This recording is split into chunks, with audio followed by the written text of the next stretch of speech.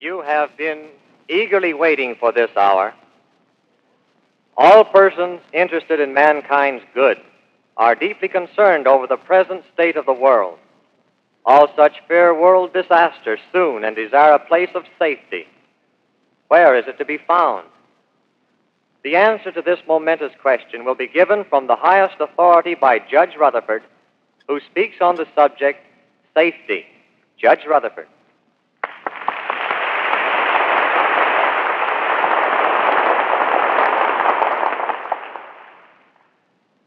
Jehovah is the eternal and almighty God, the creator of heaven and earth.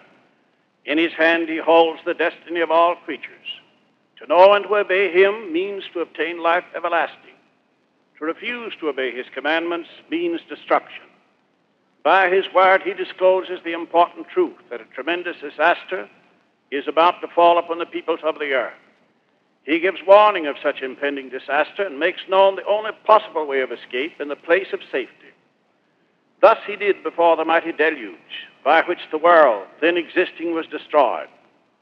God plainly states in his word that the deluge was a type foretelling what shall befall the entire world in the very near future. As Jehovah used human agencies in times past to give warning, even so now he uses human agencies to sound his warning and to point the people to the only place of safety. Those persons on the earth with whom Jehovah has made a covenant, he commands to act in obedience to his will and therefore to sound the warning of the impending disaster and to hold up to the people God's standard that they might find the place of safety.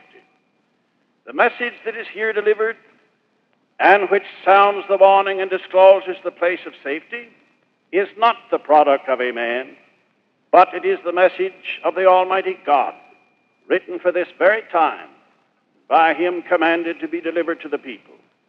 Let it be understood that the purpose of this speech is not to hold up any person to ridicule, but God's truth, when delivered, does expose the wicked and produces a controversy with those who are selfish and who do not desire to have the will of God done on earth.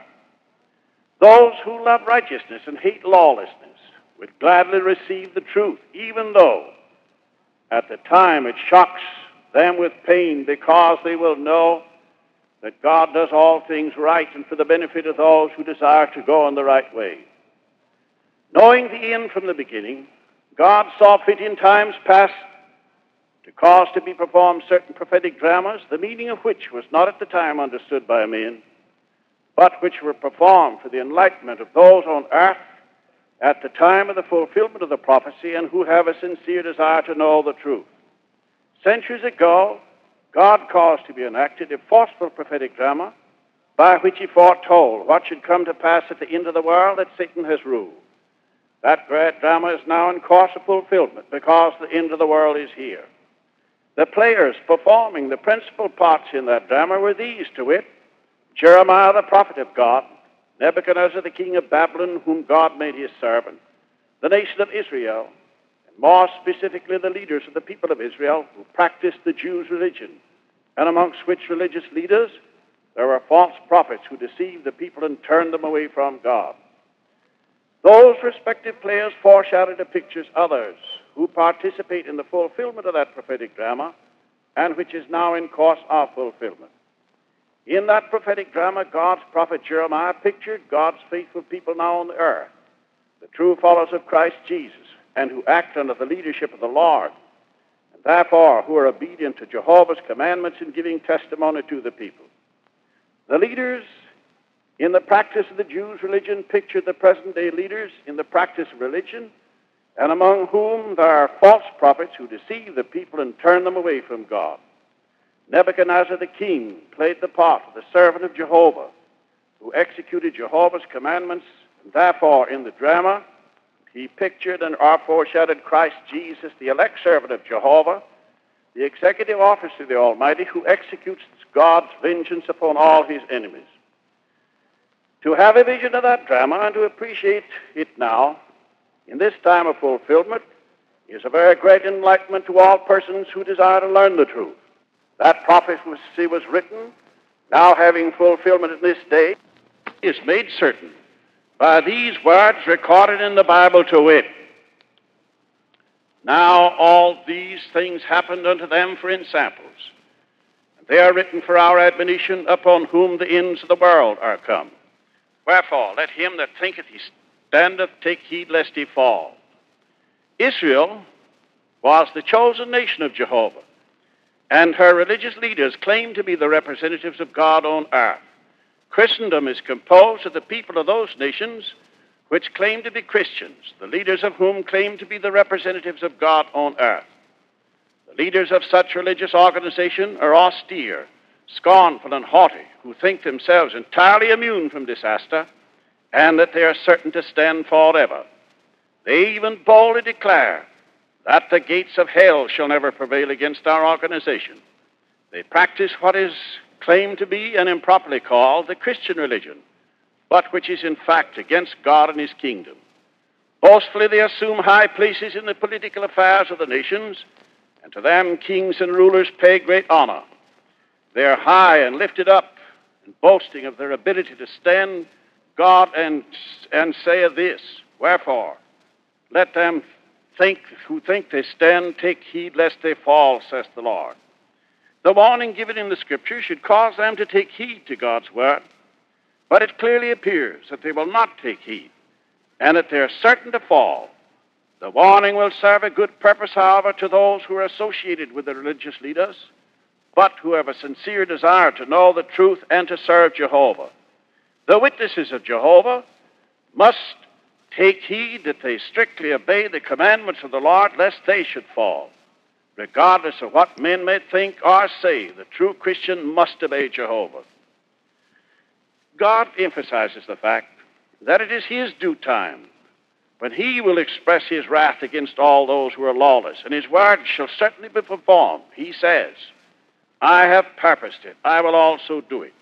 My word shall not return unto me void. The reason for the expression of God's wrath, and which is the impending calamity about to fall upon the world, must be understood in order to be appreciated. God clearly assigns the reason in his word. In brief, it is this, to wit, prior to the coming of the Lord Jesus to the earth, the Israelites were the only ones with whom God had made a covenant. God chose them as a typical people and used them in foretelling or foreshadowing his purpose to be performed in the future. That people agreed to do the will of God by faithfully performing his commandments. They professed to be the children of God and his only representatives on the earth. They were duty bound to strictly obey his commandments. The Scriptures show that God's purpose in making a covenant with a Jew was to safeguard them from the devil and the practice of devil religion, that they might be kept pure in faith and in obedience to God's word, and be in a proper condition to receive his beloved Son, Christ Jesus the King. For their own safety and protection, God commanded that his people should not make, recognize, or bow down to any image, symbol, or thing, but that they should wholly trust Jehovah and serve him. Satan, the devil, had boastfully declared that he could turn all men away from God and cause them to curse God to his face. The devil's purpose is to rule our ruin, and at all times he has employed religion to accomplish his wicked purpose. From the beginning, Satan induced the people to practice religion and to ignore God's command, and he set about to accomplish the same end with the Israelites. The nations around about Israel practiced the devil religion and were wholly under the control of the devil, and the Israelites were enticed to fall away to the devil religion. Time and again, the Jews fell under the wily influence of Satan by forsaking God's commandments and turning to religion. Time and again, God warned them of the ultimate result. The Jew religionists promised God to amend their ways and to obey him, but they failed to do so and continued to act hypocritically and practice the devil religion. God then sent his prophet to give warning of his purpose to destroy Jerusalem, the city where he had placed his name, the capital city of the Jews. By his dealing with the Jews and those closely associated with them, God foretold what began to have fulfillment on a minor scale with the coming of Christ Jesus to the earth, which prophecy reaches a complete fulfillment in the day of the second coming of Christ, when he begins his reign. What came to pass upon the nation of Israel was prophetic, finds an exact parallel and therefore fulfillment upon those days where the practice religion is carried on called the Christian religion. When Jesus was on earth, he established amongst the faithful Jews the true worship of God, which consists of full and complete obedience to God's commandment. Jesus denounced religion as of the devil, and those who practice religion as the children of the devil, because, said he, they perform the devil's will. Jesus Christ is the true foundation of God's church or capital organization. With his faithful apostles, Jesus has built upon himself the foundation stone, his church, and which is composed of God's true covenant people who maintain their integrity toward God. It is therefore properly said that Christ is the beginning of Christianity, and that all true Christians are those who are completely devoted to God and faithfully follow in the footsteps of Jesus. Christ Jesus was not a religionist, and none of his true followers are religionists. There are millions of persons on earth who claim to be Christians, but who in fact are religionists and who are against the kingdom of God under Christ Jesus. Satan, seeing that Christians were increasing in number, set about to corrupt the organization and to turn men away from God and Christ, and that he did to carry out his wicked challenge to Jehovah. After the death of the apostles, selfish and ambitious men arose in the organization among the Christian people. And those selfish men, under the deceptive, subtle, and wily influence of the devil, turned the organization into a religious system which has since improperly assumed the name of God and Christ and operated under the name Christian religion, which name is misleading, false, and reproaches the name of God. What was supposed to be the Christian church soon became a political and commercial organization, even as the Jews had turned the Temple of Jerusalem into a house of merchandise and a den of robbers. Religion developed into the most tremendous racket ever practiced amongst the people. Jesus had emphasized that he had nothing whatsoever to do with the politics of this world, because Satan is the prince or invisible ruler of this wicked world, and Satan is God's archenemy. Contrary to the example and the commandment of the Lord, the religionists for long have practiced what they call the Christian religion. It was about the 3rd century that the leaders thereof entered the political field, and ever since have participated in the politics of this world, and therefore, in the language of God's inspired word, they became and are the enemies of God and of his kingdom under Christ. Ambitious men who love flattery and praise fell easily under the deceptive influence of Satan, and acting under that influence, they have turned many people away from God. As the Jews had departed from the commandments of God by adopting and practicing religion, they became superstitious and very religious, and even so Christendom has departed from the commandments of the Lord, and in the place thereof has adopted and continued to practice religion, and has become superstitious and very religious, all of which is a very great reproach to the name of Almighty God.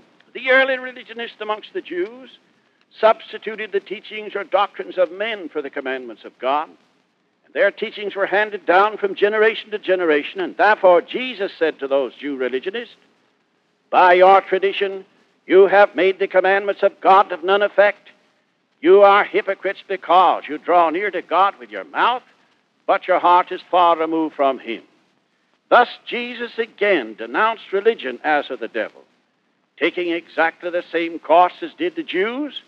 The men who began the teaching and practice of the so-called Christian religion substituted for the teachings of Christ the teachings of men, and those teachings of men have been handed down from generation to generation. Therefore, for centuries, the religionists have taught the traditions of men, and by those traditions have made void the commandments of Almighty God. Such is exactly the condition of Christendom at this day. Jerusalem, the capital city of the Jews and the place where Jehovah put his name, was the prototype of the present-day nations or organizations which practice the so-called Christian religion, and which nations collectively are called Christendom. As the Jew religionists claim to be the representatives of God, even so the religious leaders of Christendom have assumed the name of the Lord and claim to be his representatives on the earth. Both the Jews and the modern religionists follow exactly the same course, contrary to the Word of God. The record of the warning of the fate that befell Jerusalem is not merely historical, but was made that the people in Christendom, and who are now on earth, and who desire to learn the truth, may be warned, choose the right way to go, and find the place of safety. Now God reveals to them the wrongs which the Jews committed and what disaster befell them. And this he does in order that the people of earth of goodwill may see and appreciate the great wrongs that Christendom has committed and what soon shall befall the Christendom in a disastrous end. These things are not written in the Scriptures for the purpose of holding up men to ridicule, but as stated in the Scriptures, they are revealed to man for reproof, for correction, and instruction in righteousness, that the man of God might be thoroughly equipped for all good work. Attention is not called to these things for the purpose of shocking the religious susceptibility of clergymen of this day, but in order that the people of goodwill might be warned and learn God's righteous way. Jerusalem had transgressed God's law, changed his ordinances by substituting therefore the teachings of men, and had broken his everlasting covenant. Likewise, the religious leaders of Christendom today have transgressed God's law, changed his ordinances by substituting therefore the traditions of men, and have broken God's everlasting covenant concerning the sanctity of life, and God declares they shall suffer for so doing. In every land of Christendom, the youth are being formed into military organizations to enforce the will of the cruel dictators contrary to the law of God. Instead of teaching the children the commandments of God and concerning his righteous kingdom, the religious leaders of Christendom compel the children to salute flags or sing war songs, thereby attributing to man-made power, protection, safety, and salvation, all of which is in direct violation of God's law. Those enforced ceremonies in the schools and elsewhere are nothing but religious ceremonies, performed contrary to the law of God, and done to turn the youth away from God, which will lead them into certain destruction. Such ceremonies, instead of making good men and women, are preparing them for the use of God's enemy, the devil, and heading them to complete destruction. In the schools and elsewhere, the children are compelled to acknowledge and salute vicious political rulers as the higher powers, whereas God and Christ Jesus are the higher powers, as declared by the Scriptures. Even though the politicians who rule may think they're doing right in following the advice and way of religious leaders, they are in fact the victims of Satan and are fighting against God, and it's God's purpose that they shall receive warning before he destroys Christendom. Satan's purpose is to cause all persons to disregard God's law, thereby to bring upon themselves destruction, well knowing that God has declared that all covenant breakers are worthy of death. Those who are announcing these truths are not attempting to do injury to anyone, but to do good to the people who desire salvation and life. Those who are faithful to God are now commanded to give the warning, and they must obey, and they delight to obey. Because the Jews had violated their covenant, God previously inflicted punishment upon them. At Shiloh, he had completely wrecked their religious system and practice, and had permitted their enemies to take away the Ark of the Covenant, which showed God's presence amongst them. Again, the Jews, under the leadership of austere religionists, had fallen away to the practice of devil religion.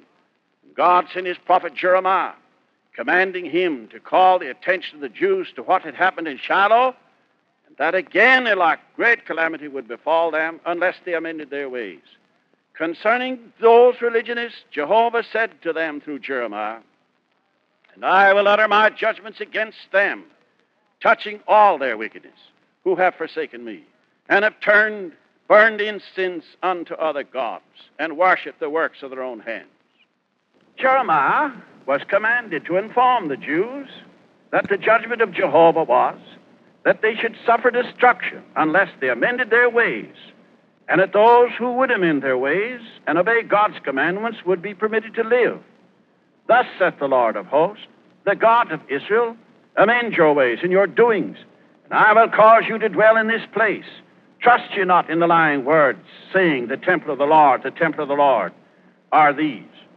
For if ye thoroughly amend your ways and your doings, if you thoroughly execute judgment between man and his neighbor, if ye oppress not the stranger, the fatherless, and the widow, and shed not innocent blood in this place, neither walk after other gods to hurt you, then I'll cause you to dwell in this place, in the land that I gave to your fathers forever and ever.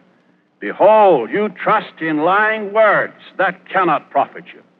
Thus clearly showing that the religious leaders were lying to the people, and that the people were being deceived by their lies. Mark now the like conditions that exist in Christendom today. For years, the religionists of Christendom have been warned of God's purpose to inflict great punishment upon the world at Armageddon unless Christendom amends her ways. Instead of obeying God's commandments and warning, the religionists have gone on from bad to worse, many of them openly repudiating the Word of God and denying the Lord Jesus Christ. In the face of the Scriptures and of God's specific proclamation, the religious leaders do all within their power to keep the people in ignorance of the truth of God's Word. With scorn and contempt, they speak of the coming battle of the great day of God Almighty. To the people they say in substance, give no heed to the so-called coming disaster and have nothing to do with those who tell about it. What do they know about it? We religious leaders and teachers know what's the best for you. You must come to the church buildings to hear what we have to say. Burn those books that are being brought to you by Jehovah's Witnesses, and then listen to us. Even if a calamity is to befall the world, it cannot come near us. We are God's people, and our church is the only one, and the gates of hell cannot prevail against us. Similar words were spoken by the religionists against what Jeremiah had delivered to the people at God's command. The religionists of the Jews and of the present-day Christendom would have the people to believe that human agencies and human power can protect and save the people, and that they have no need to fear as long as they attend churches and practice religion, and therefore the people should trust in their religious systems. But Jehovah tells them they must thoroughly amend their ways and their doings and do justice between man and his neighbor if they want to live at all. The religionists of the Jews deceived the people and led them into Satan's trap, then persecuted God's witnesses who told the truth to the people, and in this the leaders had the support of the credulous people who professed to be God's people but were not. Likewise, the religious leaders of today have led the people into Satan's trap and caused them to center their hopes in religion and religious leaders contrary to the Word of God. And then such leaders indulge in a cruel persecution of the witnesses of Jehovah who tell the truth. And in this wrongful course, the credulous people have been induced to support the religionists. The words of Jehovah uttered against the Jew religionist apply with even stronger force to the religionists of Christendom. Religionists, being lawless or disobedient to God's commandments, are workers of iniquity. Therefore, God says to them, as is written in Jeremiah, these words to wit, your iniquities have turned away these things, and your sins have withholden good things from you. For among my professed people are found wicked men. They lay wait, as he that setteth snares. They set a trap, they catch men. As a cage is full of birds, so are their houses full of deceit. Therefore, they are become great and waxen rich. They are waxen fat, they shine. Yea, they overpass the deeds of the wicked. They judge not the cause of the fatherless, yet they prosper. And the right of the needy do they not judge? Shall I not visit them for these things, saith the Lord? Shall not my soul be avenged on such a nation as this? A wonderful and horrible thing is committed in the land. The preachers preach falsely, and the priests bear rule by their wicked means. And my people love to have it so. And what shall ye do in the end thereof? Likewise, the people of Christendom have been imposed upon and misled, and because thereof they have been kept in ignorance of God's gracious provision for their safety in the day of his wrath. God's kind and gracious to the religionists amongst the Jews, and gave them full opportunity to amend their ways. He caused Jeremiah his prophet to say to them, amend your ways, and I'll cause you to dwell in this land. if you thoroughly mend your ways and your doings, if you show justice between men, and walk not after other gods, you may continue here. Those words apply specifically to the religious leaders of the present day. Who is meant here by the stranger? All persons who are wholly devoted to Jehovah God are strangers, journeying in Satan's unfriendly world. Jesus Christ himself is the great example. He speaks of himself and his faithful followers as strangers because they have nothing in common with Satan and his organization. Did the Jew religionists heed the warning of God? They did not, but continued to persecute God's prophets who spoke the truth to them.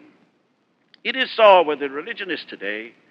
They have the Bible and know what God requires of man, to wit, to deal justly, love mercy, and walk obediently with God. They know that it's wrong to persecute and ill-treat persons who are preaching the truth of God's Word. They know that the religious and religionists persecuted all of God's prophets in the time past, particularly the Lord Jesus Christ, because the Scriptures so state. They know that Jesus said that the religionists of the world would continue to persecute his true followers because those followers tell the truth. And yet, the religionists continue to go contrary to God's word and persecute his witnesses. For years, Jeremiah continued to declare God's message as he was commanded, and he never at any time asked for or received a license from men to do that work. In obedience to God's commandment, he continued to say in the presence of the religious practitioners and of the people, "Turn ye again now, every one of you from his evil way, and go not after other gods to serve them and to worship them, and provoke Jehovah with the works of your hands." They refused to give heed, and God said to them through Jeremiah, "Because ye have not heard my words, behold, I'll utterly destroy this city, and this whole land shall be a desolation." After more than 50 years, during which time proclamation of God's warning have been made to the people, calling their attention to his purpose to destroy the world unless those who profess to serve him repent and obey his commandments, the religious leaders of this day continue to defy Jehovah and to heap persecution upon those who proclaim his message of truth. They cause the Lord's servants to be haled into the courts, charged with the criminal offense of preaching without a license, well knowing that the faithful servants of God cannot ask man for a license to do what Almighty God commands shall be done. The ultra-religionists today conspire with politicians who sit upon the judicial bench to have Jehovah's Witnesses punished by imprisonment because such witnesses insist on obeying Almighty God. Religionists exercise wrongfully their influence over radio stations to prevent them from broadcasting the truth concerning God's kingdom and which truths the people desire to know. Not only have the religionists made themselves friends of Satan's organization, which constitutes this evil world, but they have gone wholly over to that cruel organization and have taken their stand firmly and positively against God and his kingdom. Concerning such, God says to them in his word, "Ye adulterers, know ye not that the friendship of the world is enmity with God? Whosoever, therefore, will be a friend of the world is the enemy of God." As Jehovah pronounced his final warning and judgment against the religionists of Israel, so now he has pronounced his final warning and judgment against Christendom, which is God's avowed enemy. God declares that he will find out all of his enemies and destroy them shortly. The nations of Christendom and of the whole world have gone religious and against God and his kingdom under Christ. The peoples of goodwill in the world sigh and cry for help and for deliverance from the false religious leaders. And in response to those cries, God says to them, "Wait ye upon me, saith the Lord, until the day that I rise up to the prey.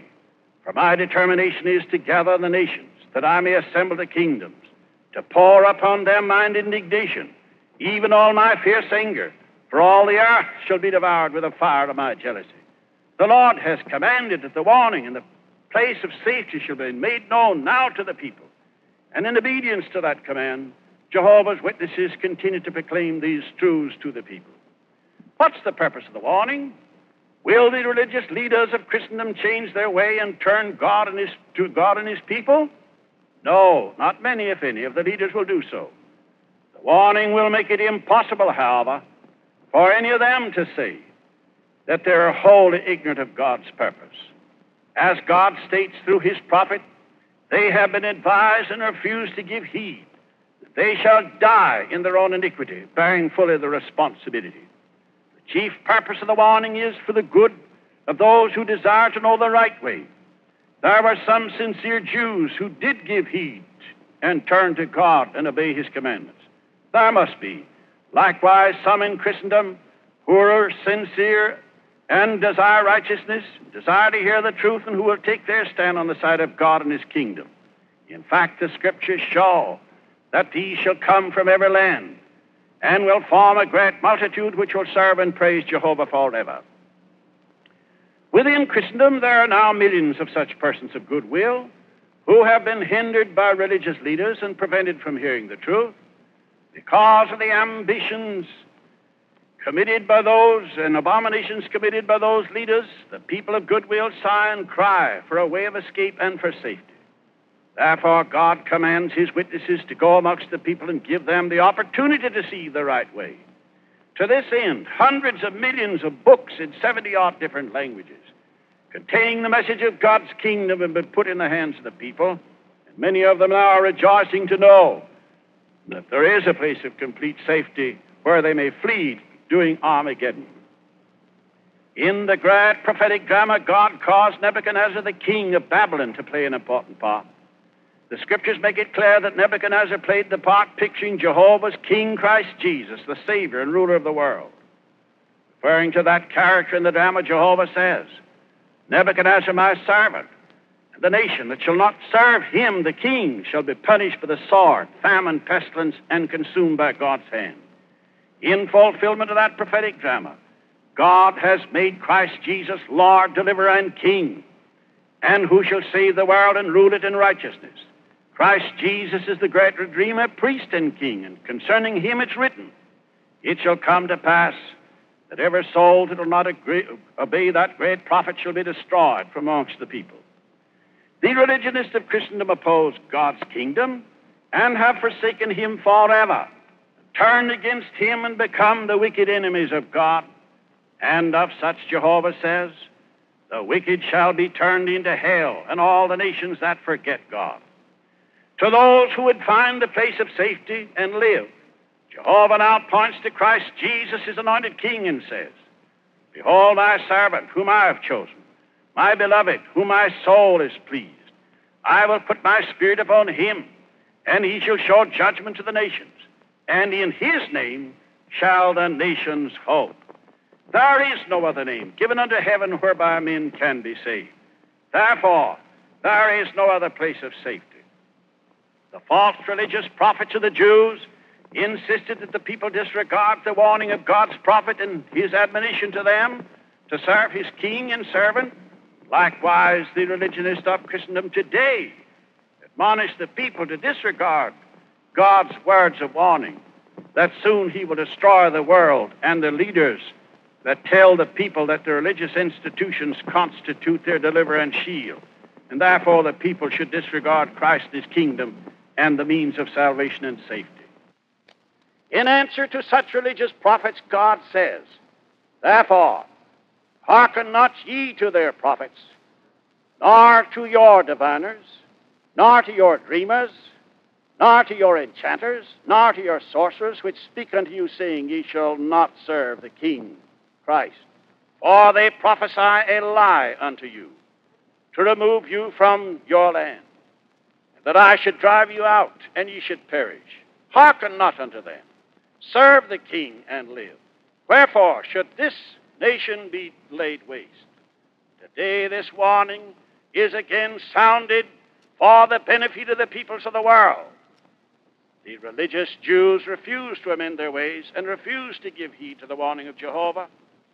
That part of the prophetic picture, therefore, shows that the leaders of the so-called Christian religion in particular, and all of Christendom in general who support them, will refuse to give heed to the warning of Jehovah. And the result will be the same as that which came upon Jerusalem.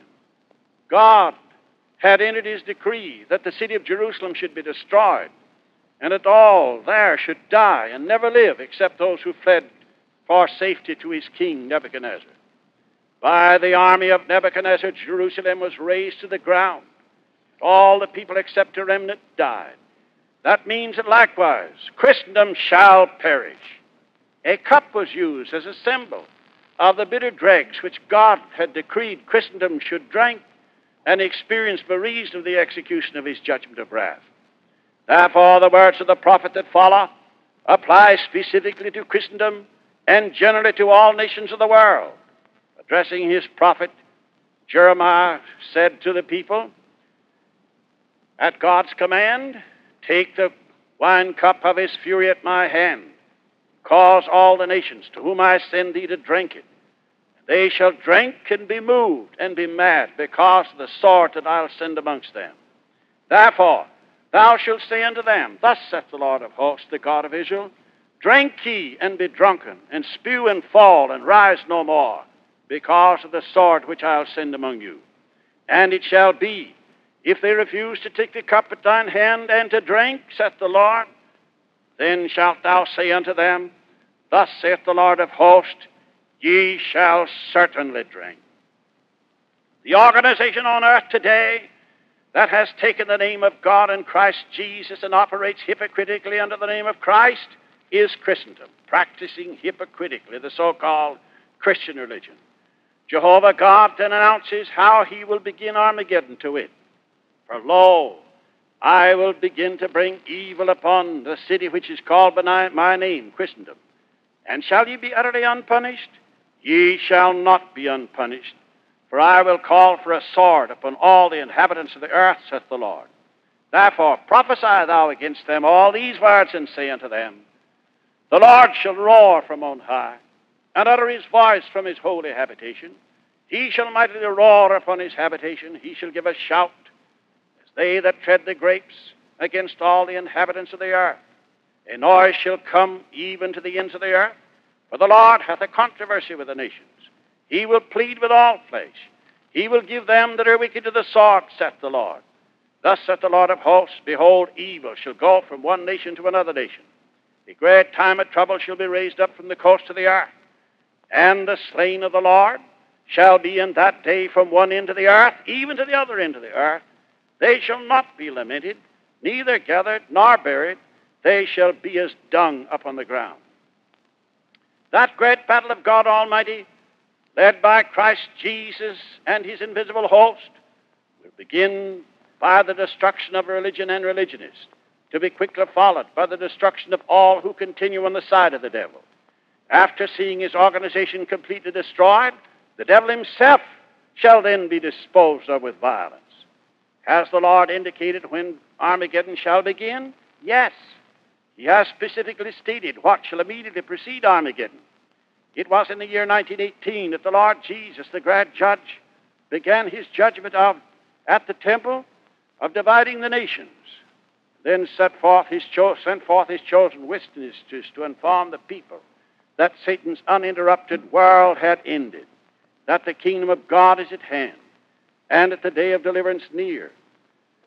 To them he gave the specific commandment, this gospel of the kingdom shall be preached in all the world for a witness unto all the nations, and then shall the end come.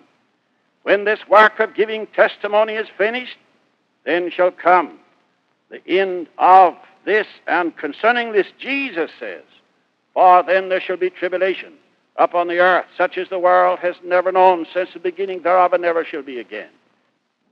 To the people, the religionists hold forth the League of Nations together with the religious systems as the deliverer and savior of the world. That unholy combine is standing in God's holy place where it ought not to stand, and wrongfully claiming what belongs alone to the Lord, whose kingdom under Christ is the only place of safety. Referring to this very hour, Jesus says to all persons of goodwill now on the earth, when ye shall see the abomination of desolation spoken of by Daniel the prophet, standing where it ought not to stand, then let them that are in Judea flee to the mountains. The Scriptures disclose that the mountains here mentioned are God and his King Christ Jesus, where alone is protection and safety found. The Jews that were of good will toward God gave heed to his warning, sent to them through his prophet Jeremiah, and they found safety under Nebuchadnezzar the king and were permitted to live. That part of the prophecy shows that the people of this day, who are of good will toward God and who want to do right, will give heed to his warning given by his witnesses, and will flee to the kingdom under Christ, and there find safety and be permitted to live. To do so, they must forsake the religionist and obey Jehovah. When they take this step, the devil and his agencies will no longer desire them, but will seek to destroy them.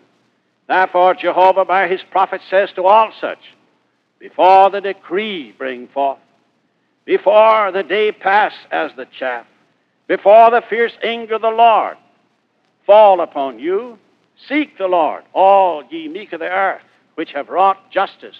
Seek righteousness, seek meekness, and it may be you shall be hid in the day of the Lord's anger. Only those who obey God's commandment have the promise of protection and safety during the great tribulation. Such must seek righteousness by doing right, and seek meekness by exercising diligence in gaining a knowledge of God's word. Instead of ill-treating Jehovah's Witnesses and burning the books, as the clergy have directed them to do, those who will find safety will be eager to obtain the information contained in these books concerning the prophecies and the explanation thereof. It would reasonably be expected that all persons who wanted to do right and who will claim to be the servants of God would have received his warning through his prophet and would have given the same sober and prayerful consideration. Instead of doing so, the religious leaders arrested Jeremiah and attempted to kill him because he told the truth. Jeremiah had finished giving his testimony, and the record reads like this: Then spake the priest and the preachers unto the princes and to all the people, saying, This man is worthy to die, for he hath prophesied against us, and ye have heard with your own ears. Exactly corresponding thereto, the religious leaders of Christendom today not only refuse to heed the warning of the Lord, but they have taken violent action against Jehovah's Witnesses in this day, vehemently demanding their destruction. A religious newspaper recently published a statement to this effect about the present speaker: We would like to impale him on hot irons. Another violent religious paper said, I would like to use a knife to cut his throat. Repeatedly, these threats are made against Jehovah's Witnesses. In New Jersey, Georgia, Germany, and other places, Jehovah's Witnesses have suffered violence at the instigation of religionists. In Pennsylvania, priests have led mobs and committed vicious assaults upon men and women because they were preaching the truth of God's Word. As Jesus foretold that Jehovah's Witnesses would be hated by the religionists and who would seek to kill them, that prophecy is now being fulfilled. Jeremiah knew the message he delivered was not popular, but he was determined to obey it and did obey God's commandment. Jehovah's Witnesses know that the message of the Lord which they're commanded to bring to the people today is very unpopular with religionists, but they're determined to obey, and they continue to carry out their commission to bear the truth to the people because God has commanded them to do so. Though they know, while they are so doing, they're walking in the shadow of death. They trust in the Lord, knowing that his power is greater than all the enemies that can be sent against them. Jeremiah answered his religious accusers, who sought his life, with these words.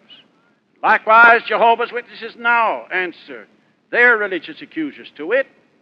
Then spake Jeremiah unto all the princes and to all the people and the clergy, saying, The Lord sent me to prophesy against this house and against this city all the words that ye have heard. As for me, I am in your hands. Do with me as seemeth good and meet to you. But know ye for a certainty that if you put me to death, ye shall surely bring innocent blood upon yourselves and upon this city and upon the inhabitants thereof. For of a truth the Lord has sent me unto you to speak all these words in your ears. Then, seeing the hypocrisy and duplicity of the religious leaders, The Jewish people of goodwill at that time took the side of Jeremiah and declared themselves for God and his prophet. Likewise, today, as the arrogant religionists persecute and demand the extinction of Jehovah's Witnesses, and the peoples of goodwill see the duplicity and hypocrisy of the religionist, the result is that multitudes of honest persons declare themselves in favor of God and his kingdom, and therefore they seek and find the place of protection and safety in God's organization. Jehovah's prophecy is now being fulfilled. The nations are before him for judgment. All the world is warned, as it is written. But the Lord is in his holy temple. Let all the earth keep silence before him. Every person must make a choice, and everyone from this day forward must choose either to stay in the devil's organization and die, or flee to God's kingdom and live. You politicians have supported religionists because you considered it good policy. You men of commerce have financed religionists because you considered it cheap life insurance and good business. But it will not avail you anything. Your influence and your money will not save you in the day of God's wrath, which is near. Religionists have put the people in fear, thereby induced them to support religionists and religion, and to pay over their hard-earned money without consideration. By this means the people have been robbed of their money and of their peace of mind, deprived of their freedom of worship, and have been kept blind to the God's gracious provision for their blessing. The world is confronted today with disaster, and there's no human remedy for it. The cry goes up from the people, what shall we do? Where can we find safety? Jehovah answers in Jeremiah 51:6, flee out of the midst of the devil's organization and deliver your soul. In Revelation 18, come out of Satan's religious system and flee, lest ye be partakers of her sins and receive of her plagues. There is but one place of safety, and that is God's organization under Christ, the righteous King of the world. Those who hear this warning and give heed to it shall find a place of safety. Those who hear and who scorn it and refuse to give heed shall remain under the rule and control of the devil and shall be destroyed in Armageddon. This message is not announced because of any fanatical ideas. It's announced to the world today because the time has come when it must be announced. Armageddon is in the near future. Let all, therefore, who have any desire to live and live in righteousness, who desire to see peace in this earth, righteousness, goodness, love, and kindness and prosperity prevail, heed the warning of the Lord today and flee to his organization. I now invite you to adopt this emphatic declaration and to send it as a message of yours to the peoples of the nations of the earth. I invite those of this visible audience and the invisible audience likewise to make this a part of your own declaration. This company of Christian people assembled at Columbus, Ohio, declare that we are wholly devoted to God and his kingdom under Christ, that in obedience to Jehovah's commandment, we proclaim to the world his warning that the day of his vengeance is at hand, that all religion originated with the devil, and such the devil employs to deceive the people and to turn them away from God and from his kingdom. That religion is the means of carrying on the most tremendous and devastating racket that has ever afflicted the peoples of the earth. That Jehovah reveals by his prophecy that soon at the Battle of Armageddon he will destroy religious and other parts of the devil's organization, and that such will be the greatest tribulation the world has ever known. That the only place of safety is the kingdom of God under Christ. That those persons who desire to live must forever abandon religion and religious practices and every part of Satan's organization and take their stand on the side of God and his kingdom under Christ and to obey the commandments of the Lord. We bid you choose and serve God and his kingdom, and thus find a place of safety and a place of life everlasting. I therefore call upon this visible audience as well as the invisible, who favor this declaration or resolution, who want to see God's kingdom in operation and the people blessed, to arise and signify by saying aye.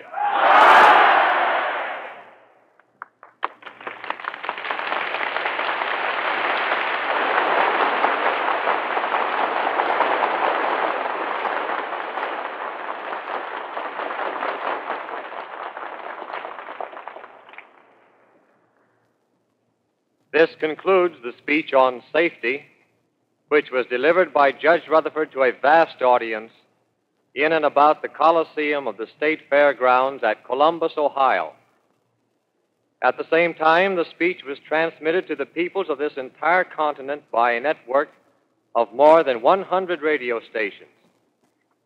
A copy of Judge Rutherford's address on safety will be sent to any listener free on request.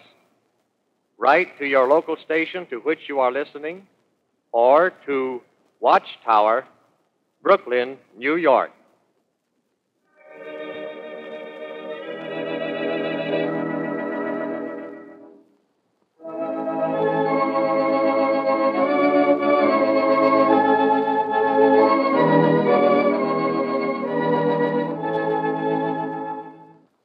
Glorious things of thee are spoken, Zion, city of our God.